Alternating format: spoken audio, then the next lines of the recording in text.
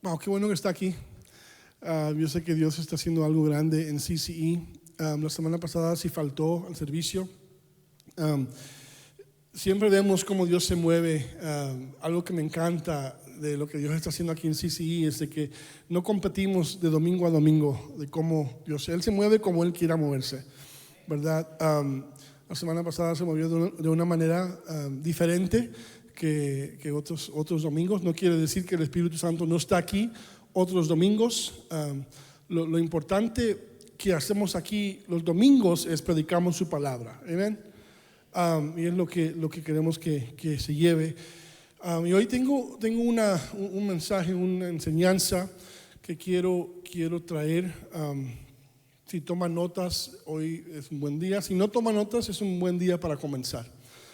Si quiere sacar su teléfono, si no trajo su libreta, puede hacerlo en el teléfono. Hoy simplemente ignore los posts de Instagram y Facebook y use su aplicación de notas si gusta.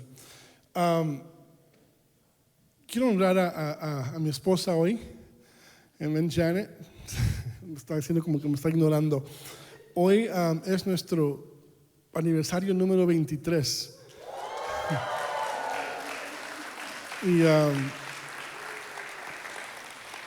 Y hoy quiero hablar sobre la gracia, pero la verdad que la gracia que Janet me ha mostrado a mí, con todos los errores y fallas que he cometido, que ella siga aquí junto conmigo, de las que solamente Dios en nuestro matrimonio.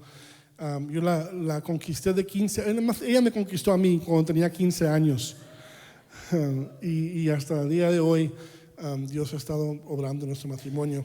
También escuché Jonathan. ¿Dónde está Jonathan? Ahí estás atrás. Si no lo conoces, el calvito que está ahí. La mayoría estamos calvos, pero ahí está Jonathan. Hoy es su cumpleaños. Sorry, no. Sorry. Esos aplausos no son para Jonathan. Es para Peter. Peter, ¿dónde está Peter?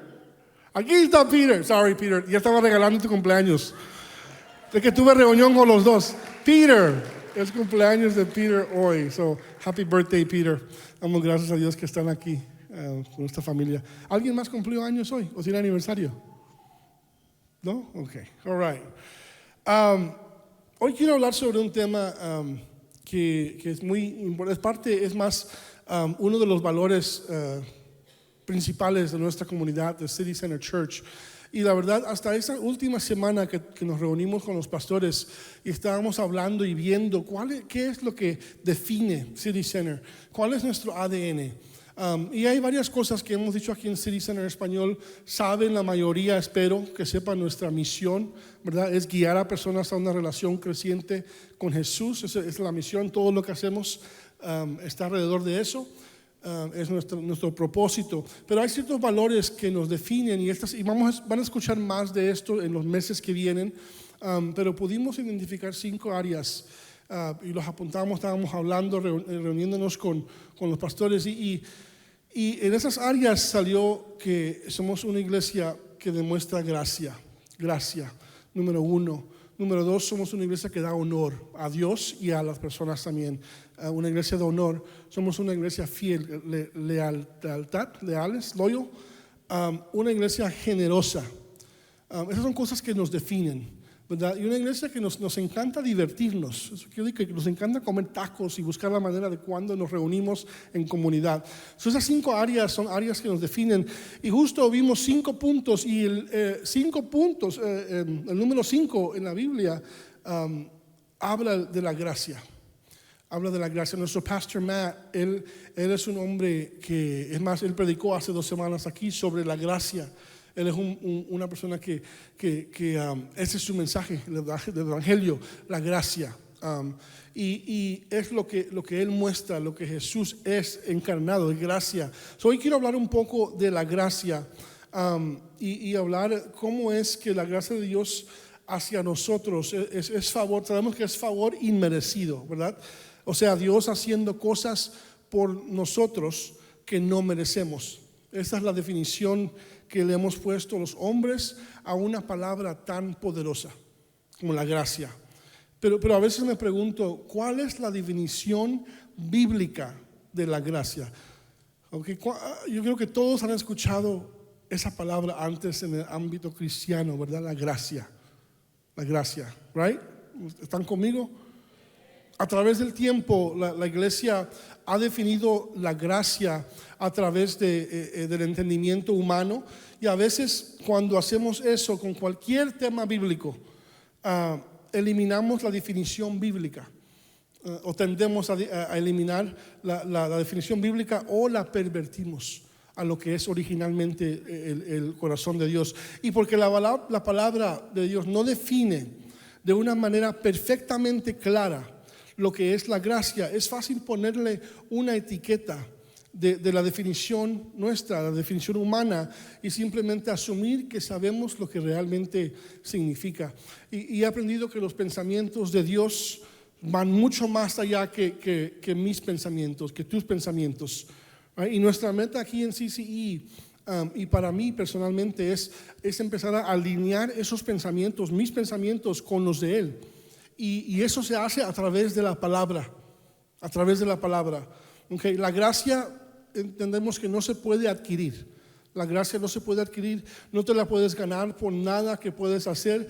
Es algo que Dios nos regala gratuitamente, es gratis a nosotros. Pero algo o alguien tuvo que pagar ese precio de la gracia. Okay, es gratis para nosotros, pero algo tuvo que pagar ese precio. Creemos que somos salvos por la fe a través de la gracia, lo que dice la Escritura. Somos salvos por la fe a través de la gracia. Y vamos a ver hoy varios versículos y algunas historias sobre qué es la gracia, qué significa. Y espero que salgamos de aquí con un mejor entendimiento. Como dije, si no toman notas, hoy es un buen día para comenzar. Hoy va a ser tipo enseñanza, y quiero dejar en claro esto. Vamos a ir a Efesios 2:8. Efesios 2:8, y mantén tu Biblia ahí cerca. Tenemos las escrituras también en la pantalla, espero que las puse todas. Efesios 2:8 dice: Dios los salvó por su gracia cuando creyeron. Esa es la fe, ¿verdad? Ustedes no tienen ningún mérito en esto, o sea que ustedes no hicieron nada para recibir esto. Es un regalo de Dios. Okay, Padre, te doy gracias por tu palabra. Primero que nada, entramos en este tema hoy de la gracia. Dios, háblanos conforme a tu palabra. Vamos a ver diferentes historias. Dios, háblanos a través de estas historias. Creemos que tu palabra es viva y eficaz, y va a traer un entendimiento mayor a tu iglesia, para que podamos entender y recibir y amar esa gracia que tú nos das, Dios. Habla conforme a tu voluntad a cada corazón en esta tarde, en el nombre de Jesús. Amén. Es un regalo de Dios. Okay, la gracia es un regalo de Dios. Así que primero, la gracia es una parte vital de nuestra salvación. Okay, sin la gracia no existe salvación. Sin gracia no existe salvación. No fue porque tú amaste a Dios primero que Él tienes la gracia, sino que Él te amó a ti primero. Juan 3:16 dice: porque de tal manera amó Dios al mundo. No dice que porque el mundo amó a Dios, entonces Dios amó al mundo. No, Dios amó tanto al mundo que dio su Hijo unigénito, para que todo aquel que de Él crea no se pierda, mas tenga vida eterna. Esa es la gracia, es un regalo gratis para nosotros, pero Jesús pagó el precio. Amén. No hicimos nada para merecerlo, tampoco trabajamos para ganarnos la gracia. Lo único que tenemos que hacer es creer. ¿Okay? Esa es la gracia en la salvación por medio de la fe. Después de ser salvo, así conocemos la gracia en la mayoría de iglesias cristianas, pero después de ser salvo es fácil para muchos empezar a desarrollar un tipo de mentalidad de santidad en tu propia mente después de que eres salvo. Muchos dejan de usar aretes, muchos se dejan de maquillar, dejan de usar pantalones porque empiezan a vivir en santidad. Empiezan a ver quizás el baile como pecado. Tatuajes son del diablo, y muchos recién convertidos empiezan a salir corriendo a querer imponer esos mismos pensamientos que ellos están teniendo de la santidad a otros, sin antes meterse a la palabra a conocer el autor de la palabra. Okay? Y lamentablemente lo que vemos hoy es que ya no son recién convertidos, sino ya son gente que debe de ser madura en la palabra.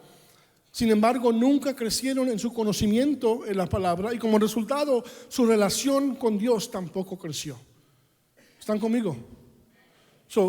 Muchos recibimos la gracia por fe y la salvación y luego inmediatamente entramos en un sistema de santidad. Y digo santidad porque no vivimos una santidad verdadera.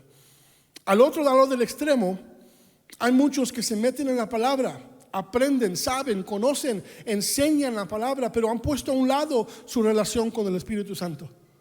Quien Jesús mismo, es la palabra, conforme Juan 1:1, dice, en el principio era el verbo, la palabra, y el verbo era con Dios, y el verbo era Dios.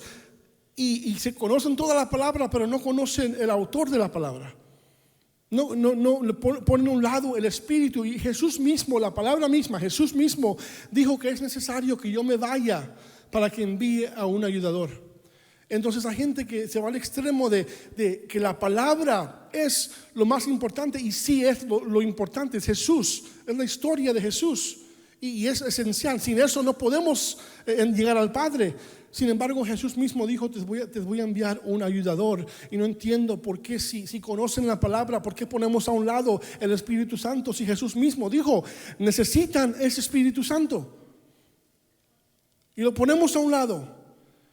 Entonces tenemos a gente leyendo la palabra, pero no entendiendo que esta palabra no solamente es un libro de historias, no solamente es un libro histórico, sino que es el mismo Jesús. En el principio era la palabra. Y la palabra estaba con Dios y la palabra era Dios. Ese es Jesús. Pueden ver cómo nuestro entendimiento humano causa tanta división en la iglesia. Eso es lo que el enemigo ha venido haciendo desde el principio, antes de la humanidad, desde el tercer cielo. Cuando estaba Lucifer en el tercer cielo, trajo división entre los ángeles y se rebelaron contra Dios y fueron ellos expulsados del cielo a la tierra. Y la división empezó entre Génesis 1:1 y Génesis 1:2. Génesis 1:1 que dice, en el principio creó Dios los cielos y la tierra. Y Dios no hace nada desordenado. Dios no hace nada en vano, conforme a Isaías.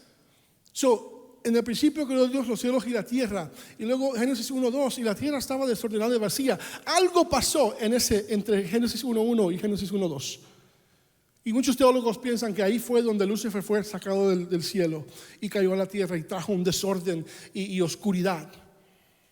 A través de la humanidad hoy, gente llama la gracia favor inmerecido, y sí lo es, y empieza con la salvación, pero ahí lo dejamos. La gracia de Dios no solamente es para salvarnos. ¿Okay? Escuchó eso y escríbalo o manténgalo o métase a verlo otra vez. La gracia de Dios no solamente es para salvarnos. Esa es una mentira del diablo que Él quiere tener en nuestras mentes y que nos cerremos nuestra mente. Porque conforme a Oseas 4:6 dice, mi pueblo está siendo destruido porque no conoce. Mi pueblo perece por falta de conocimiento. Así que la gracia de Dios empieza así, con salvarnos, pero no para ahí. Y muchos viven bajo esta mentira porque ya son salvos bajo la gracia de Dios que no merecieron. Ahora esa misma gracia los perdona por todos los pecados que cometen, que todo error que hacen en su humanidad Dios ya no lo mira porque por gracia ya son salvos. Eso es lo único que el enemigo quiere que veas y que pienses y que limites la gracia a un evento en tu salvación. Y porque muchos creen esto, muchos llegarán a pararse ante Dios un día y dirán, hice todo esto en tu nombre, y Él va a decir, apártate de mí porque no te conozco. Y no van a poder decir, Señor, es que yo acepté tu gracia y por tu gracia soy salvo. No, la palabra es clara. Es que muchos piensan que van a pararse de Él, enfrente de Él, y se van a sorprender cuando Él dice, yo no te conozco, aunque supuestamente tienen o viven bajo la gracia. Tito 2:11 dice, pues la gracia de Dios ya ha sido revelada, la cual trae salvación a todas las personas. Checkmark, salvación, gracia, tienen que estar juntos. Y se nos instruye a que nos apartemos de la vida mundana y de los placeres pecaminosos, en este mundo maligno debemos vivir con sabiduría, justicia y devoción a Dios. De acuerdo a la definición bíblica de la gracia es para ayudarnos a vivir una vida santa. Y cuando digo santa, no estamos hablando de soy santo y acepté a Jesús y yo soy salvo por toda la eternidad y nunca peco. Santo simplemente quiere decir apartado para Dios. Después de ser salvos, ¿okay? En vez de dar excusas por los mismos pecados, escúcheme, porque muchos usan la gracia como una licencia. En vez de dar excusas por los mismos pecados que seguimos cometiendo, debemos de resistir hasta que ese pecado sea eliminado de nuestra vida. Dejemos de usar la excusa que porque la gracia de Dios ya te perdonó, me perdonó por los pecados que aún no he cometido, entonces vives bien cada vez que caes. Mira lo que dice Santiago 4, versículos 7 al 10. Dice, así que humíllense delante de Dios, resistan al diablo y él huirá de ustedes. Acérquense a Dios y Dios se acercará a ustedes. Lávense las manos pecadoras, purifiquen su corazón, porque su lealtad está dividida entre Dios y el mundo. Derramen lágrimas por lo que han hecho, que haya lamento y profundo dolor, que haya llanto en lugar de risa y tristeza en lugar de alegría. Humíllense delante del Señor y Él los levantará con honor. Ese no es el Antiguo Testamento, es el Nuevo Testamento. Sí, no somos perfectos y vamos a fallar, cada uno de nosotros. Nadie es perfecto y cada uno vamos a fallar, pero una cosa es fallar. Y otra es simplemente porque sabes que la gracia ya te cubrió, no hay un arrepentimiento genuino. Voy a repetir eso. Una cosa es fallar y cometer un error y pedir perdón y Dios te perdona bajo su gracia. Pero otra cosa es vivir continuamente en pecado, que no haya un arrepentimiento. Y Dios te perdona, Jesús te defiende y sí, Él pagó el precio por tus pecados, pero el arrepentimiento hace que ya no sigas caminando en el mismo rumbo del pecado que sigues cometiendo. Te das vuelta y regresas a Dios. Eso fue lo que pasó en Hechos cuando el Espíritu Santo descendió y Pedro predicó y la gente recibió el mensaje y le preguntaron a Pedro, ¿qué debemos hacer? Y Pedro les dijo, arrepiéntanse. Regresen a Dios, sean bautizados por la remisión de sus pecados. Les dio las instrucciones. No solamente es, acepté vivir bajo fe, estoy bajo la gracia. No, es un arrepentimiento genuino que debe de ser todo el tiempo. Si no caemos bajo Romanos, donde el Espíritu Santo nos abandona y ya no hay convicción. Cualquier evangelio que te diga que la gracia está disponible, así que haz lo que quieras, porque al fin de cuentas nunca serás perfecto. Y por eso Jesús vino a morir por ti. Y tu perfección no se encuentra en ti, se encuentra en Él. Eso jamás podría ser de Dios. ¿Por qué? Porque la gracia de Dios, conforme a la definición de la Escritura, es una habilidad divina. O sea, la fuerza de Dios sobre tu vida. ¿Para qué? La gracia te puede ayudar a vivir una vida agradable a Dios. La gracia está ahí para ayudarte a decir no al pecado y vivir para Dios. La gracia te ayuda a hacer lo que tú en tu naturaleza humana nunca podrías hacer. Así que la gracia no solamente es para salvarnos, sino que la gracia es una ayuda de Dios. Segunda de Corintios 12:9. Todo lo que estoy diciendo lo quiero respaldar con la palabra para que vea que no es mi opinión, es lo que la Escritura dice. Segunda de Corintios 12:9, aquí Pablo está hablando, dice, o Dios está hablando a Pablo, dice, mi gracia es todo lo que necesitas. Mi poder actúa mejor en la debilidad. Así que ahora Pablo diciendo, me alegra jactarme de mis debilidades para que el poder de Cristo pueda actuar a través de mí. En esta escritura, gracia es revelada como una habilidad para que Pablo pudiera superar su debilidad. Aún en sufrimiento, Dios le deja saber a Pablo que su gracia era lo suficientemente fuerte para ayudar a Pablo a superar esa espina en su carne que Dios no quitó. Pablo dice en una carta en Romanos 6:1, dice, ahora bien, ¿deberíamos seguir pecando para que Dios nos muestre más y más su gracia maravillosa? Porque así vivimos muchos. Vivo bajo la gracia, o si caigo, estoy bien porque Jesús ya murió por mí y pagó el precio por todos mis pecados. No, hermano. Dice, ¿deberíamos seguir pecando para que Dios muestre más y más su gracia maravillosa? Por supuesto que no. Nosotros hemos muerto al pecado. Entonces, ¿cómo es posible que sigamos viviendo en pecado? En estos versículos podemos ver otra cosa que la gracia es.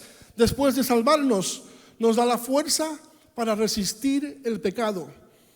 No en vivir negando que el pecado existe y simplemente está a nuestro alcance. Sabemos que el pecado está ahí, sino la habilidad divina para resistir ese pecado. Juan 1:14 dice, y el Verbo se hizo hombre y habitó entre nosotros. Y hemos contemplado su gloria. Y la gloria que corresponde al Hijo unigénito del Padre, lleno de ¿qué? De gracia y de verdad. Piensa en todas las características que le podemos dar a Jesús. Es nuestro proveedor, nuestro sanador, nuestro libertador, el que rompe las cadenas, el que nos restaura, el que nos protege. Podemos decir un montón de cosas, pero me encanta cómo Juan lo describe sin pausa, sin duda alguna. Lo hace claro y sencillo. Dice, cuando veas a Jesús vas a ver dos cosas. Vas a ver gracia y vas a ver verdad. No 50% gracia y 50% verdad. Él es 100% gracia, pero también es 100% verdad. Y muchas veces hay un desbalance y gente que vive, yo soy gracia, gracia, gracia, y todo lo que hago no importa porque Jesús ya pagó el precio. Es cierto, pero también es un Dios de verdad. Y hay gente que expulsa la gracia y es pura verdad y no hace las cosas con gracia y amor. Y Jesús nos muestra que Él es todo gracia y todo verdad. Muchos predicadores solamente predican el evangelio de la gracia y por eso vemos a tantos pastores y líderes caer, no mejorar. Siguen, y no solamente pastores y líderes, gente de la iglesia, siguen viviendo, luchando las mismas cosas con las que lucharon cuando eran jóvenes, porque viven bajo un entendimiento erróneo de lo que es la gracia de Dios. Gracia nos salva por fe. Nos arrepentimos de nuestro pecado, nos alejamos de nuestro pecado y la gracia también nos ayuda a resistir este pecado. Pero conforme Juan 1:14, Jesús estaba lleno no solo de gracia sino de verdad. Hay algo que siempre viene acompañado con la gracia y es verdad. Jesús es el ejemplo de la gracia encarnada, pero también dijo Él, yo soy ¿qué? La verdad, la vida, y nadie viene al Padre sino por mí. No puedes separar la gracia de la verdad. Dios es gracia y verdad, no uno sino el otro, no uno sin el otro. Y no podemos reducir el estándar de la verdad y tampoco podemos separarnos del propósito y pasión de la gracia. ¿Están conmigo? Yo sé que no es regularmente como predico bajo una historia, es una enseñanza, pero quiero que se vayan aquí sabiendo esto porque esto es esencial. Que podemos predicar mensajes que lo motivan, que lo hacen pensar, que se meta la palabra más, una historia que wow, lo sorprende, pero de qué bueno es eso si sale de aquí y sigue viviendo lo mismo. Tenemos que aceptar esta gracia como salvación, recibir la gracia para nuestra salvación, pero entender que la gracia nos ayuda a vivir una vida sin pecado. Y espero que me entiendan. Yo sé, vamos a fallar, pero tenemos que arrepentirnos y regresar. Y si vas a cometer un pecado, comete un pecado diferente. Tienes que empezar a caminar en el pecado que Dios te salvó bajo la gracia que te va a ayudar a resistir. Salte de eso y el enemigo va a estar ahí con otro. Pero dejemos de caer bajo la misma cosa. Por eso lo vemos desde el jardín del Edén. Lo vemos desde el jardín, vamos a llegar hasta el principio. Desde ahí podemos ver la gracia y verdad en acción. Sabemos esa historia, ¿right? de Adán y Eva. Dios creó todo, le dijo a Adán y a la mujer que podían comer de todo, menos que de un árbol, el árbol del conocimiento y del bien y del mal. Y ellos desobedecieron después de la serpiente que llegó a convencerlos que sí podían comer y comieron. Y mira lo que pasa en Génesis 3:7. Dice, en ese momento Se les abrieron los ojos después de que comieron y de pronto sintieron vergüenza por su desnudez. Entonces cosieron hojas de higuera para cubrirse. Ellos pecaron, Adán y la mujer pecaron. Inmediatamente trataron ellos mismos de cubrirse con sus propios hechos. Ellos hicieron algo de hojas de higuera para cubrirse. Y toda la escritura, lo que leemos, toda la escritura es la historia de Jesús. Este no es un libro histórico, es la historia de Jesús mismo. Y lo que estamos estudiando en ciertas clases es de que aún todo lo que está en el Antiguo Testamento es un reflejo de lo que hay en el Nuevo Testamento. Todo es la historia de Jesús. Adán y la mujer se cubrieron ellos mismos, ¿verdad? Luego, ¿qué pasó? Dios caminó en el jardín llamando a Adán, buscando a Adán. Y aquí viene verdad. Dios trajo consecuencias por el pecado que ellos cometieron. Mira, no solo a la mujer y al hombre, sino a la serpiente también. La serpiente perdió su habilidad de poder caminar. Y desde ese momento tuvo que andar sobre su vientre arrastrándose por el polvo. Qué bueno que Dios hizo eso, porque imagínate culebras que caminen. Yo vi una culebra el otro día ahí por la casa y se mueven así, pero wow, si se parara y caminara, qué bueno que Dios le quitó sus patas. Hubo consecuencias para la serpiente, pero también hubo consecuencias a la mujer. Miren Génesis 3:16. Dice: haré más agudo el dolor de tu embarazo, y con dolor darás a luz, y desearás controlar a tu marido, pero él gobernará sobre ti. Toma, le dijo Dios. Ahora vivimos felices los maridos. También hubo consecuencias para el hombre. Génesis 3:17 dice: dado que hiciste caso a tu esposa y comiste del fruto del árbol de que yo te ordené que no comieras, la tierra es maldita por tu culpa. Toda tu vida tú lucharás para poder vivir de ella. Eso es verdad. Hubo consecuencias por la desobediencia de Adán y la mujer, ¿verdad? Por su pecado. Y muchos cristianos hoy que tienen un concepto erróneo sobre la gracia, quieren que la gracia cubra todos sus errores sin consecuencias. Y eso no es bíblico. Siempre hay consecuencias a tu pecado. Aún hoy, vivimos. Mucha gente dice: en el Antiguo Testamento, el Dios del Antiguo Testamento mataba gente y hacía cosas que hoy no hace. No es cierto. Es el mismo Dios, ayer, hoy, por todos los siglos. Hay consecuencias por tu pecado y quiero respaldarlo con la palabra. Quizás tú no sufras las consecuencias a veces por tu desobediencia, por tu pecado. Quizás tú no sufres las consecuencias, pero tus hijos quizás sí.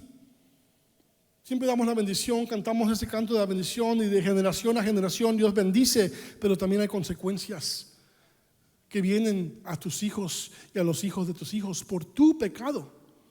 Quizás tú estés viviendo las consecuencias del pecado de tus padres y tus abuelos. Mira Oseas 4:6. Leemos este versículo siempre, pero no lo leemos todo. Dice: mi pueblo fue destruido, lo conocemos ¿por qué? Por falta de conocimiento. Pero mira lo que sigue: por cuanto desechaste el conocimiento, yo te echaré del sacerdocio, y porque olvidaste la ley de tu Dios, mira lo que dice ahí, también yo me olvidaré de tus hijos. Noé, cuando tomó mucho vino, Noé se bajó del arca. Y dice la palabra que plantó uvas y de ahí salió jugo que él no sabía, me imagino. Dijo: wow, qué rico está este jugo. Y se emborrachó. Está ahí en Noé, en Génesis. Tomó mucho vino y quedó desnudo. Y uno de sus hijos, Cam, entró y lo vio desnudo. Y Cam salió y en forma de chisme se lo dijo a sus hermanos. Y sus dos hermanos entraron a cubrir a Noé, su padre, pero entraron de espaldas y no vieron. Lo entraron de espaldas para no ver la desnudez de su padre y lo taparon. Right? Y luego al día siguiente Noé se enteró lo que había hecho Cam, su hijo, y él salió y habló con Cam, el que lo vio desnudo, y le dijo: mira, en Génesis 9:24, le dijo: cuando Noé despertó de su estupor, se enteró de lo que había hecho Cam, su hijo menor, que lo había visto desnudo y le había dicho a sus hermanos. Entonces maldijo, no a Cam, maldijo a Canaán, el hijo de Cam. Y Noé le dijo: maldito sea Canaán, que sea el más inferior de los siervos para con sus familiares. ¿Por qué? Es generacional. A veces tú no sufres las consecuencias, pero tus hijos sí. Uno más. ¿Se recuerda de David? De David, el que mató a Goliat, el rey David, el hombre que tenía el corazón conforme al corazón de Dios. Él pecó, se acosó con Betsabé, la esposa de Urías, de otro. Él pecó, cometió adulterio. Envió Dios al profeta Natán para confrontar a David con verdad, en verdad. Y miren lo que pasó en 2 de Samuel 12, versículos 13 y 14. Dice, después de que Natán lo confrontó, dice: entonces David confesó a Natán: he pecado contra el Señor. Y Natán respondió: sí, pero el Señor te ha perdonado. Esa es gracia. Esa es gracia. Y no morirás por este pecado. Pero mira lo que pasa. Sin embargo, como has mostrado un total desprecio por la palabra del Señor, con lo que hiciste, tu hijo morirá. Esa es la consecuencia, esa es la verdad. Es gracia y verdad. Siempre hay consecuencias por el pecado. Aunque la gracia abunde, hay consecuencias. ¿Dónde estábamos? En el jardín de Edén, con Adán y la mujer. Y le digo la mujer, que entienda, porque hasta este momento, después de las consecuencias que Dios les dio, ella no tenía nombre. No sé si se había dado cuenta de eso antes. Cuando Adán despertó después de que Dios la sacó de su lado, le dijo: te voy a llamar mujer. No le dio nombre. Después de las consecuencias que Dios les dio, entonces mira lo que pasa. Adán y la mujer pecaron. Dios les dio las consecuencias. Mira Génesis 3:20. Dice: después el hombre, Adán, le puso a su esposa el nombre Eva, porque ella sería la madre de todos los que viven. O sea, cuando Adán y Eva comieron del árbol, ella no tenía nombre todavía, no era Eva, era Adán y la mujer. El nombre de Eva se le dio después del pecado, después de las consecuencias que fueron dadas. ¿Y por qué digo esto? Porque Adán, aún después de la consecuencia, aún él creyó en la promesa de Dios que de ella vendría un hijo que le iba a pisar la cabeza a la serpiente. Después del pecado, después de las consecuencias, Adán creyó la palabra y la promesa de Dios y le puso por nombre a su mujer Eva, porque de ella ella sería la madre de todos los que viven. ¿Qué pasó después? Génesis 3:21. Mira lo que hace Dios.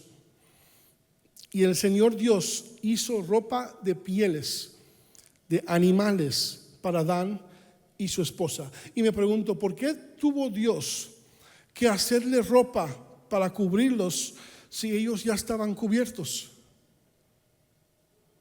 Ellos ya se habían cubierto, ellos habían hecho ropa para cubrir sus áreas privadas, su desnudez, con hojas de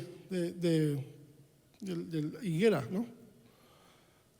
Adán y Eva cubrirse ellos mismos con hojas representa el tú y yo tratando de cubrir nuestros pecados en nuestras propias fuerzas. Dios puso eso a un lado. Adán y Eva no le pidieron a Dios que haga esto. Esta es la gracia. Dios hizo ropa de pieles de animales para ellos. O sea, lo que ustedes hicieron no es suficiente. Dios tuvo que intervenir. En otras palabras, algo tuvo que morir para que Adán y Eva sean cubiertos. Ahora, no en sus propias fuerzas, sino Dios los cubrió por medio de un sacrificio. Él tuvo que matar animales para cubrirlos. Esa es la historia de redención. ¿Lo están viendo?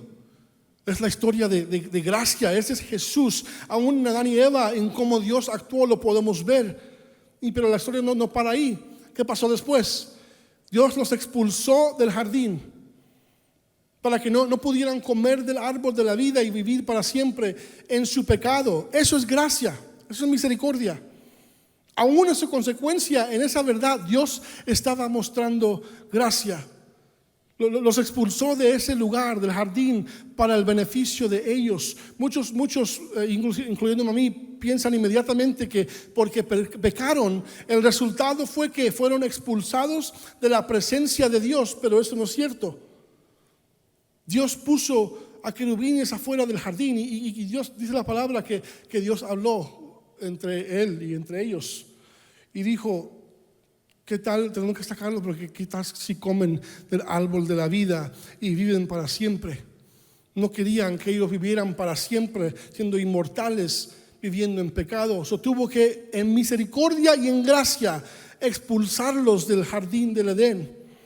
Y una espada de fuego fue puesta para proteger el camino hacia el árbol de la vida. Y yo siempre me imaginaba esta escena de querubines y la espada. Me imaginaba dos ángeles parados afuera con una espada de fuego en sus manos, por si Adán trataba de brincar el muro y volver a entrar, le iban a dar un pescozón con la espada. Pero no fue esa la razón. Es más, los querubines no estaban agarrando la espada. Varios teólogos dicen que la espada de fuego estaba apuntada no a Adán y a Eva, sino a Satanás. ¿Por qué? Porque cualquier ángel de cualquier rango podía lidiar con Adán y Eva. Esa espada estaba apuntada a Satanás para que él no tratara de regresar a destruir el plan de Dios para la humanidad. Pero los querubines, los ángeles que Dios puso ahí, estaban ahí para el beneficio de Adán y Eva. Querubines no eran ángeles de guerra. Okay? No puso Dios al arcángel Gabriel, puso a querubines, sino que siempre estaban ellos, los querubines, asociados con la presencia y la gloria de Dios. Y lo puede escribir y lo puede leer después, no vamos a entrar en eso. Ezequiel capítulo 10, Isaías capítulo 6 y Apocalipsis capítulo 4 muestran ejemplos de esos querubines y qué es lo que ellos hacen, que ellos siempre representan la presencia y la gloria de Dios.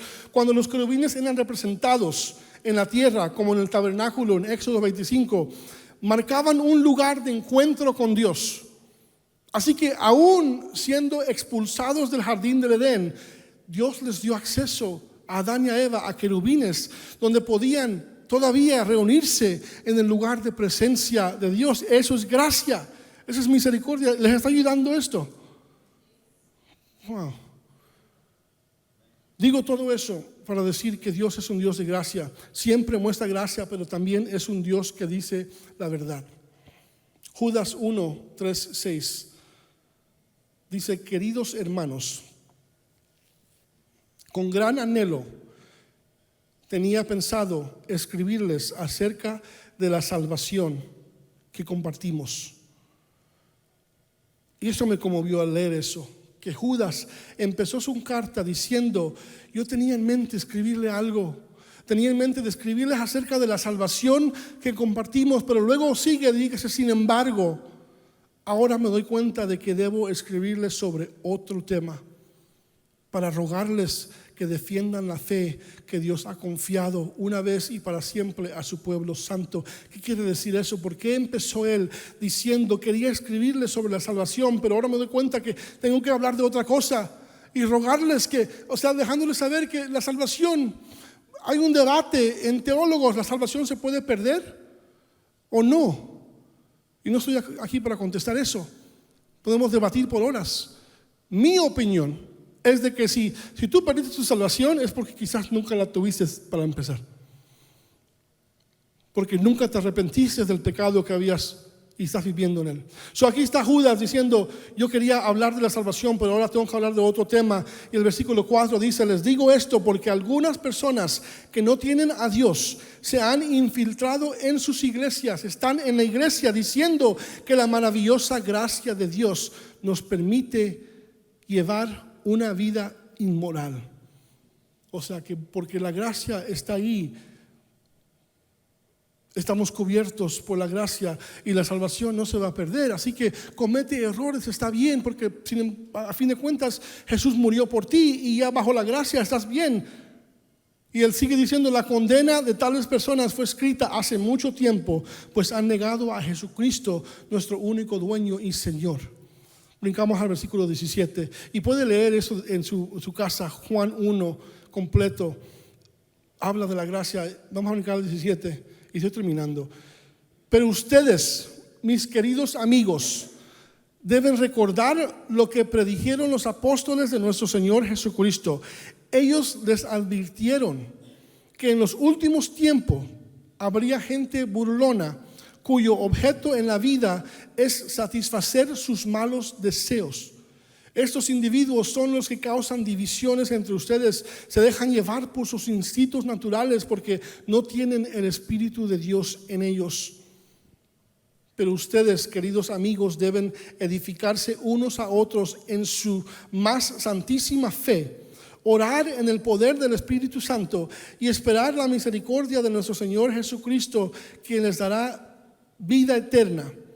De esta manera se mantendrán seguros en el amor de Dios. Aquí nos deja saber Judas que hay gente en las iglesias hablando de la maravillosa gracia de Dios, pero lo está haciendo de una manera errónea para justificar malos deseos, y esos no tienen el Espíritu de Dios, que siempre te va a traer convicción cuando estás haciendo algo indebido. El Espíritu Santo te trae convicción. En Romanos habla de que Dios, otra vez, ese es el Nuevo Testamento, no es el Antiguo Testamento. El Nuevo Testamento, Pablo dice que Dios los abandonó a los deseos de su carne, de su corazón.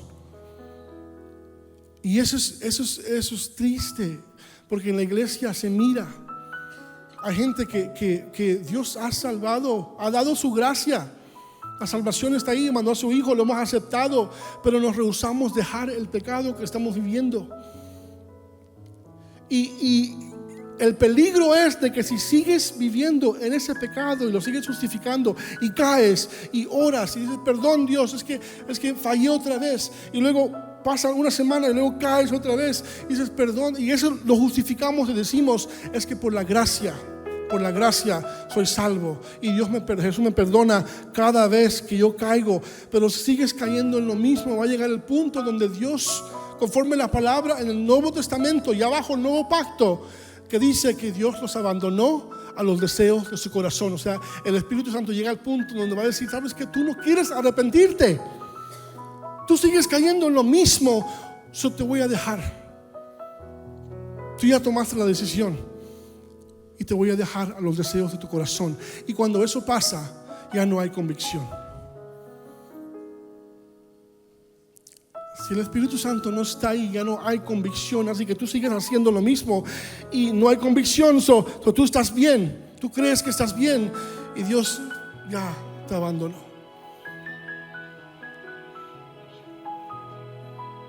Hablamos hace unas semanas atrás de la línea del pecado, que por qué nos seguimos acercando a esa línea si sabemos que vamos a caer eventualmente y queremos llegar cerca.